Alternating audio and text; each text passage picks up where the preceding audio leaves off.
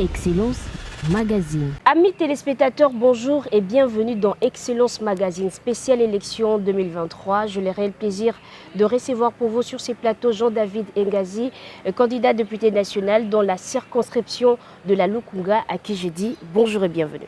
Bonjour madame. Comment allez-vous? Très en forme ce matin. Alors, que retenir de Jean-David Ngazi? Voilà, le chemin est quand même assez long. Hein. On peut prendre toute une journée si on doit expliquer le parcours. Essayez de dire le minimum. Mais vraiment dans le nécessaire, je dirais, Jean-David Ngazi est né en République démocratique du Congo, en Mbuji-Mayi. Quoique je sois originaire de l'Équateur, je suis né en Mbuji-Mayi parce que mon père était en mission de travail. Il travaillait à Miba, il a été muté là-bas, c'est là où j'ai vu le jour. Et mon école primaire, je l'ai fait au collège Boboto. Et après, je suis allé chez les jésuites et j'ai eu mon diplôme d'État à Noirité. Là, c'est en 95-96. Et après cela, je suis allé à l'extérieur où j'ai évolué près de 25 ans. C'est au Canada. C'est là où j'ai fait mes études universitaires. Pour mon cursus, je suis bachelier en sciences de l'Université de Montréal.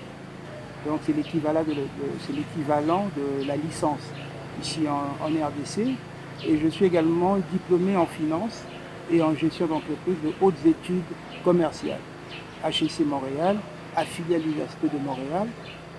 Et tout récemment, j'ai eu le brevet du Collège de hautes études de sécurité et défense, ici en République démocratique du Congo. Donc ça, c'est un peu le cursus, le parcours d'apprentissage, si on peut dire comme ça, universitaire. Et présentement, je suis d'abord entrepreneur. Je suis président du groupe JD Global, Multiservice, qui est pas mal bien établi ici à Kinshasa. Je suis également président de l'ASEC et membre du regroupement ASPA. Voilà notre regroupement politique et nous avons des candidats un peu partout. Ici en République démocratique du Congo. Également, je suis président de l'ONG Le Bouclier. Le Bouclier qui continue à mener des grandes actions en République démocratique du Congo.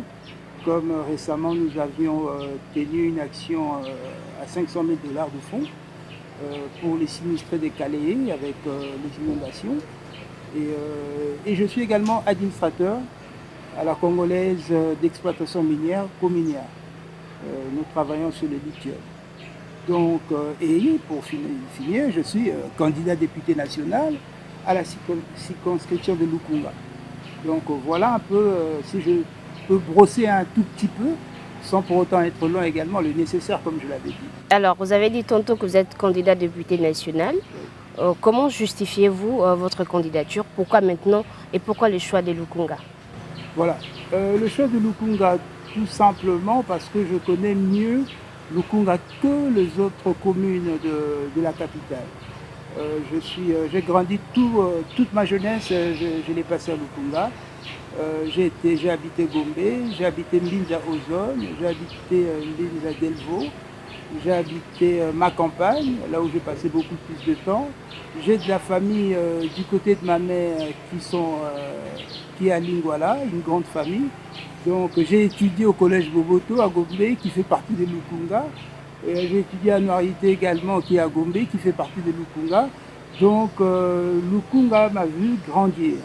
Et je connais un peu le Lukunga profond, hein, tel que tout ce qui est Kitsuka, tout ce qui est Ngaliema, donc tout ce qui est Lingwala, tout ce qui est Gombe, tout ce qui est Barumbu un tout petit peu. Donc Mongafula également, parce que j'ai été chez les jésuites à Kimwenza, qui fait partie également de Mongafula. Donc j'ai une perspective assez large pour Lukunga aujourd'hui pour dire que voilà, je peux m'élever comme député national, non seulement parler de la République, des questions importantes qui touchent la République, mais également des questions de fond qui touchent également la circonscription de Lukunga et ses habitants. C'est quoi déjà ces questions de fond? Les questions de fond, on peut le dire directement lorsque vous voyez par exemple mes affiches ou les panneaux que j'ai mis comme candidat. Vous allez voir, j'ai soulevé quelques points très importants tels que la sécurité. La sécurité est une question importante. Je pense aujourd'hui, la République démocratique du Congo, comme député national, candidat député national, souffre d'un problème d'insécurité grave au niveau de l'Est, premièrement. Et au niveau de la capitale, nous avons la délinquance juvénile qui est quand même assez prononcée, c'est qu'on dit les Koulouna. Et en Ngaliema, excusez-moi, il y a tellement de cas qui aujourd'hui inquiètent les familles, inquiètent tout ce qui évolue dans des agglomérations de Lukunga. Et ça pose problème. Et je pense qu'il est temps qu'aujourd'hui, que nous intervenions de manière assez efficace, que l'application de lois, que de règles soient vraiment mises en place. Certes, il y a des efforts qui ont été déjà accomplis, qui ont été faits par le chef de l'État. Lorsqu'on essaie de réintégrer ces jeunes au niveau de l'apprentissage, former ces jeunes, le répondre, le sortir de là. Mais je pense qu'il y a beaucoup plus à faire parce que la situation semble s'aggraver. Et je pense qu'aujourd'hui, comme député national, on doit essayer de régler ces questions de sécurité. Comment en équipant nos policiers. Également, il y a la question de rémunération qui est très importante, qui est une motivation pour nos services de sécurité. Je parle de policiers, tous les services de renseignement qui travaillent, et également travailler avec les communautés au niveau des quartiers, au niveau de Lukunga, au niveau de communes, travailler avec les communautés, avec les familles, pour que les familles accompagnent, que la population soit amie au service de sécurité, pour les accompagner à essayer d'encadrer cette situation de Koulouna et essayer d'apaiser, faire un milieu propice de paix pour la population. Je pense que ça c'est aussi une question de fond qui touche Lukunga. Et également, il y a cette question des agglomérations, de la manière dont aujourd'hui les gens vivent, le social de Lukunga, de la manière de l'environnement. En parlant de social, qu'est-ce que vous entendez faire une fois élu, par exemple? Par le social. Par le social, c'est simple. Le social, en fait, lorsque nous parlons de social, la sécurité, les écoles au niveau de Lukunga, par exemple, ce sont des éléments, comme j'avais dit, des questions de fond. Aujourd'hui, il faut voir les états dans lesquels se trouvent la plupart des écoles, dans des quartiers un peu profonds de Lukunga. Vous allez voir dans quelles conditions nos enfants étudient, vous allez voir dans quelles conditions ils vivent. Je pense que ça, c'est une question de société sur laquelle tout le monde doit penser. Et également, comme j'ai annoncé, comme je disais, militer pour la réduction des dépenses de nos institutions en faveur de populations. Donc, essayer un peu d'apporter cette justice sociale au niveau non seulement de Lukunga, circonscription, mais même au niveau national. La réduction des trains de vie des institutions, qu'est-ce que ça représente pour vous?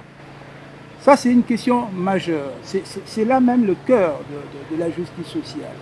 On ne peut pas vivre dans une société où on est dans un clivage qui fait qu'il y a des pauvres d'un côté, il faut le dire, parce que nous sommes quand même parmi le pays le plus pauvre dans le monde. Ça, c'est une réalité. Voilà. Donc, en même temps, dans le même milieu, vous avez des personnes immensement riches. Il y a ce déséquilibre qui est là aujourd'hui.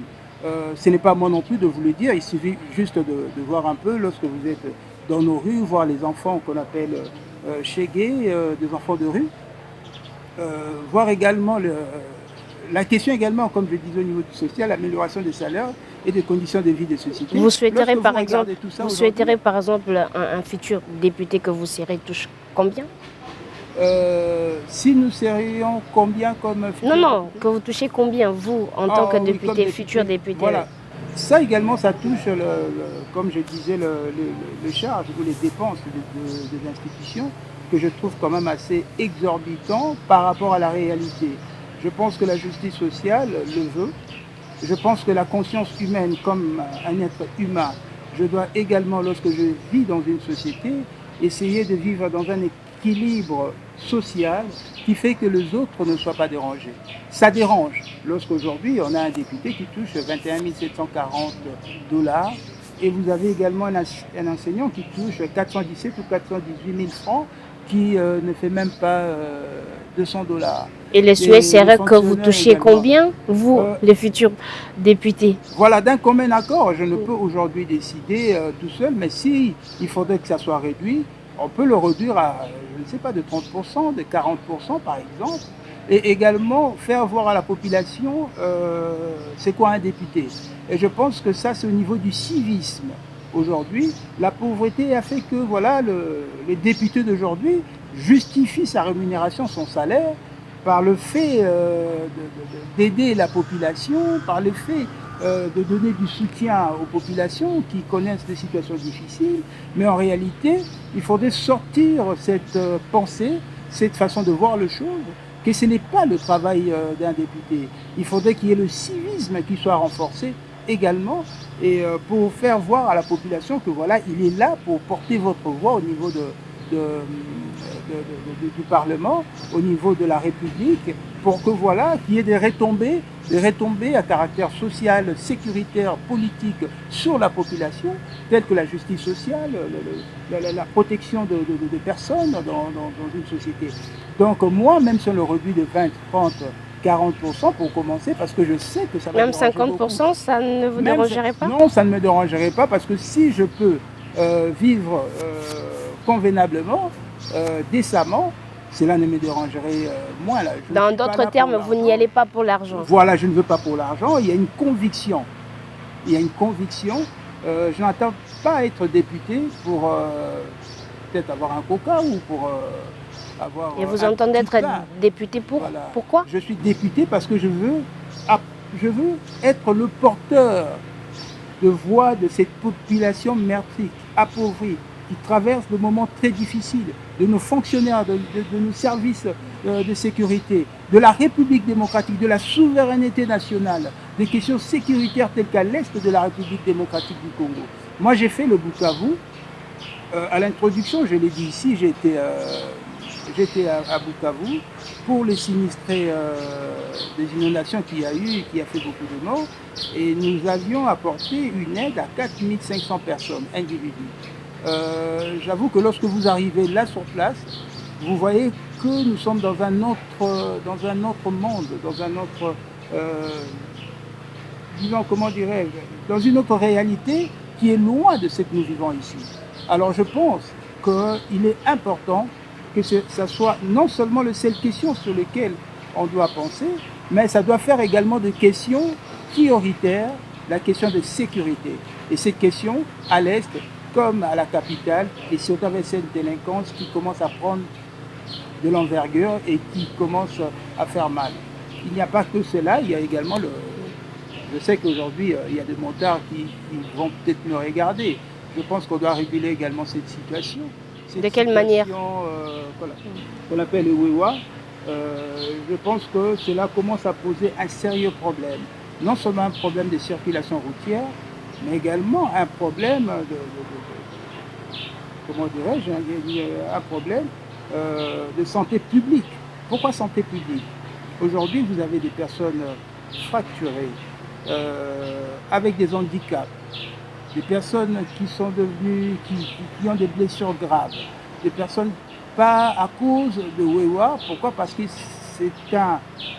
ces services où ces regroupements n'est pas régulés, il n'y a pas de règles claires qui définissent qui est Wewa, pour le devenir, comment on le devient, quelles sont les taxes. Il n'y a pas que la plaque, quelles sont les taxes qui est reliée, et définir un peu les zones où ils doivent exercer leur activité. Essayer de voir, la société doit être une société moderne. Aujourd'hui, lorsque quelqu'un pilote une ville, des grandes villes aujourd'hui sont en compétition. La compétition de grandes villes, ce sont des compétitions de propriété, où il y a des grandes universités, où il y a plus de tourisme, où il y a beaucoup d'éléments. Mais lorsqu'on est en RDC, est-ce qu'on peut dire aujourd'hui la capitale Kinshasa peut compétir avec des grandes capitales aujourd'hui au monde, ou seulement ici avec nos pays qui nous avoisinent? C'est ça des grandes questions à se poser. C'est vraiment de grandes questions et c'est un défi. C'est un défi. Kinshasa doit être propre, malheureusement Kinshasa ne l'est pas. Alors, vous avez été président de la communauté congolaise de Montréal au Canada. Quel profit tirer de cette expérience? Voilà. Également, c'est une expérience très riche, euh, qui m'a ouvert les yeux. Vous savez, lorsque vous êtes à l'extérieur, vous êtes, les communautés se réunissent, deviennent de plus en plus solides. C'est-à-dire, on va voir les Congolais qui vont se mettre entre eux de plus en plus. Il y a également des Camerounais dans leur coin, il y a des Angolais. Les communautés se forment. Et lorsque les communautés se forment, ça demande à ce que ça soit également coordonné. Ce sont de regroupements qu'on peut exploiter de manière à consolider non seulement la communauté, mais à faire grandir cette communauté dans un nouvel environnement qui est un autre pays où nous sommes des personnes qui sont venues pour étudier par exemple, travailler, tout ça. Et moi, justement, j'ai appris l'entraide. Vous savez, l'entraide au vrai sens du mot, c'est-à-dire l'assistance au vrai sens du mot. C'est là même qui m'a ouvert les yeux sur les conditions de vie de nos compatriotes. Même à l'extérieur, les gens vivent difficilement. Et lorsque les communautés sont formées, lorsqu'il y a une coordination de cette communauté, on arrive à dégager quand même cette situation, même au niveau social, au niveau de l'entraide, au niveau du soutien, au niveau de l'accompagnement de nos compatriotes sur des services tels que l'immigration, sur des services tels que en cas de maladie, quoi que les hôpitaux existent déjà, on sait accompagner et ça développe en vous cet esprit-là du social très fort. Et c'est ce qui a aiguisé cet esprit en moi. Et voilà, donc, et de toute façon, je suis déjà quelqu'un qui a des prédispositions à aider depuis très longtemps et je pense que c'est ça même le travail d'un politique. Alors, après 3 semaines de campagne électorale sur terrain, quel message avez-vous apporté à ces peuples ou à cette population pour séduire, partant de votre projet, s'il faudrait le dire comme ça? Voilà, séduire, je ne verrais pas ça comme ça. Par contre, ce que je dirais, euh, c'est à la population aujourd'hui, après 3 cycles déjà, d'être assez prudent, la population, pour savoir choisir ses élus. Vous savez, le 20 décembre, ce qui va se passer, ça veut dire que les Congolais vont définir l'avenir de leur pays pour le prochain mandat. Et ça, c'est très important. C'est de la responsabilité, de la grande responsabilité qu'a un peuple pour agir, pour changer de choses. Et je pense qu'il est également important que la population, le peuple, puisse écouter les discours de ses élus. Être certain que voilà les discours que un tel député ou les candidats Mais justement, qu'avez-vous dit à vos potentiels électeurs? Voilà, c'est tout ce que je viens de vous dire maintenant, la question de sécurité, la question du social et même la question politique qui est même, il y a un point que j'ai évoqué qui est très important, qui doit faire même une question de débat au niveau de nos arènes politiques, c'est la question de double nationalité. Vous savez, je l'ai évoqué également cet élément. Pourquoi? Le Congo aujourd'hui, comme je l'ai dit, doit compétir avec les autres nations.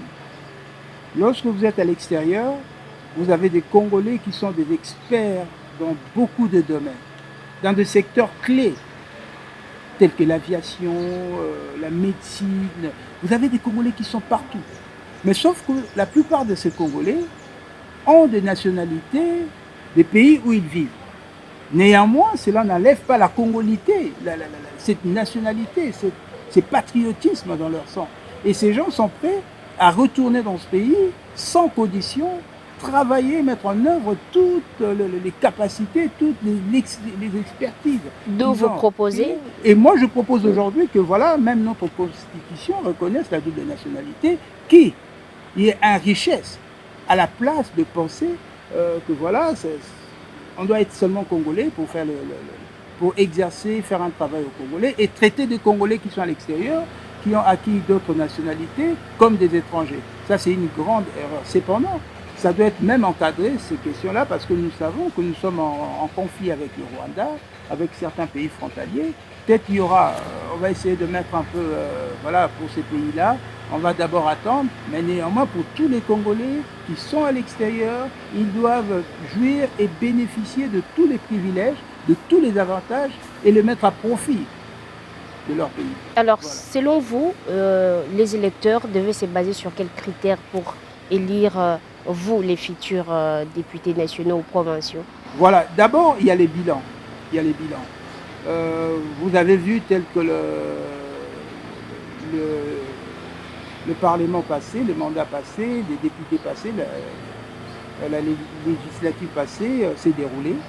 Et je pense que la population a eu le temps de voir le travail qui a été fait au niveau du Parlement. La population a vu. C'est à la population que revient cette responsabilité. Je le répète toujours. Et c'est ça ce que je veux qu'au niveau du civisme, que cela soit intégré au niveau de la population. La population, le peuple doit savoir aujourd'hui que tout repose sur ses épaules. Tout repose sur ses épaules. Donc, quant à moi, je dis, faites-moi confiance. Faites-moi confiance, non seulement parce qu'il faut le faire, parce que j'ai la conviction, comme Congolais, connaissant des questions de fond qui touchent aujourd'hui notre société, comme Congolais, je suis capable aujourd'hui d'apporter la pierre que cette République a besoin. En quoi votre profil est mieux que les autres? Voilà. En quoi mon profil est mieux que les autres? Je ne dis pas que je suis mieux que les autres, mais je dis que mon engagement est sincère. Je suis un homme loyal, intègre, formé, qui a déjà fait ses preuves. Donc, le Parlement, ça ne sera pas ma dernière épreuve, ça sera juste une étape. Parce que je vais aller très loin pour justement le profit de la République démocratique du Congo. Voilà. Donc vous avez un homme de conviction devant vous, vous avez un homme intègre devant vous, vous avez un homme loyal devant vous, vous avez un patriote qui va continuer à défendre la République démocratique dans tous les aspects où on aura besoin de lui. Donc c'est un homme engagé qui est là devant vous. Je dis voilà mon profil et ma formation et mon expérience, tout je suis prêt à le mettre au profit de la République. Et d'ailleurs je l'ai déjà mis au profit de la République. Une fois élu, quel genre de parlementaire serez-vous? Voilà, un parlementaire, je dirais, qui viendrait avec un peu, on va dire, de l'innovation. Toucher des questions qui sont restées, des questions telles que qui ne sont pas appliquées au niveau des lois. Vous savez, à chaque fois que je visite, je fais les activités de ma campagne, il y a des questions telles que des questions qui touchent la vie sociale, telles que le loyer de nos populations. Vous savez, la loi définit voilà, la garantie de loyer doit être de 3 mois. Mais aujourd'hui, on en demande quoi? 6 mois, 8 mois, 12 mois. Et on fait fi de loi. N'est-ce pas? Donc, moi, je serai ce genre de député qui va insister, qui va plaider pour l'application rigoureuse de la loi. Et ça sera impardonnable. Et sur des questions qui touchent le social tel que je l'ai dit, ou la sécurité, je ne veux pas reculer. Alors pourquoi le Congolais doit vous élire, spécifiquement les Quinois? Spécifiquement le quinois. Voilà. Spécifiquement le quinois. Un, je suis quinois. Ça, c'est la première chose. Deux, aujourd'hui, je connais des questions de fond qui touchent cette République, telles que la question de sécurité, la question de Koulouna, la question de la salubrité. La ville est très sale, telle que la question des questions d'ordre social aujourd'hui qui touche, où on voit la situation, la misère dans laquelle la population vit, où on voit les désordres, le non-respect de lois qui existent déjà au niveau parlementaire, qui ne sont pas appliquées. Moi, j'ai dit au Quinois ceci, voilà un homme qui est là aujourd'hui, qui est armé d'un esprit de changement. Moi, c'est l'esprit de changement. Oui, certes, beaucoup parlent de changement, mais ne sont pas sur cette voie et ne l'appliquent pas une fois élu. Mais moi, comme je l'ai dit, je viens au Parlement, pas pour 21 000 $ 740, mais je vais au Parlement parce que je suis un homme de conviction. Et même si aujourd'hui, on divisait de 50% ou on réduisait de 50% le salaire des députés, ça ne me dérangerait aucunement. Parce que je ne suis pas là pour la rémunération, pour l'argent. Moi, c'est d'abord la population, c'est d'abord les Quinois, c'est d'abord le Congolais qui est ma préoccupation première. Voilà un peu pourquoi je dis aux Quinois que voilà, je suis l'homme qui se présente devant eux pour être élu. Alors, votre mot de la fin sera dit en une de langue nationale. Bon, nakoyebisa bakongole kaka boye bato ebele bazali koya bacandidat ebele baza kobima.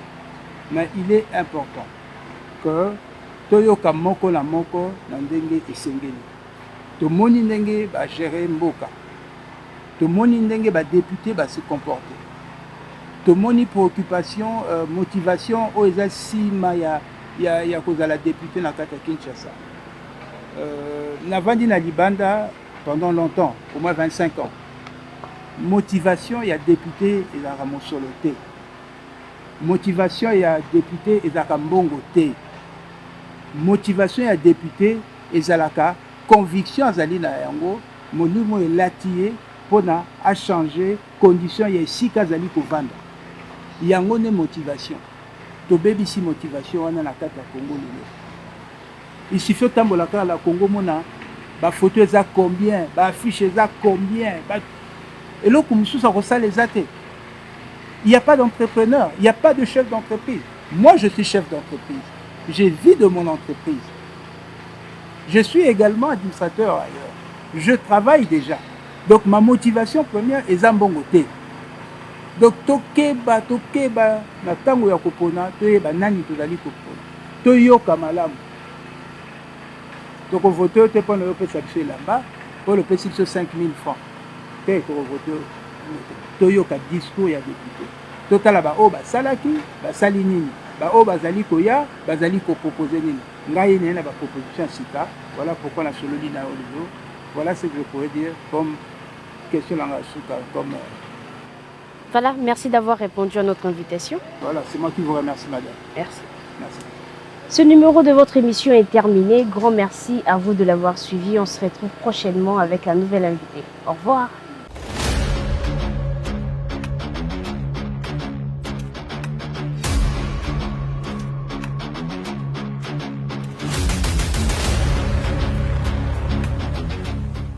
Excellence Magazine.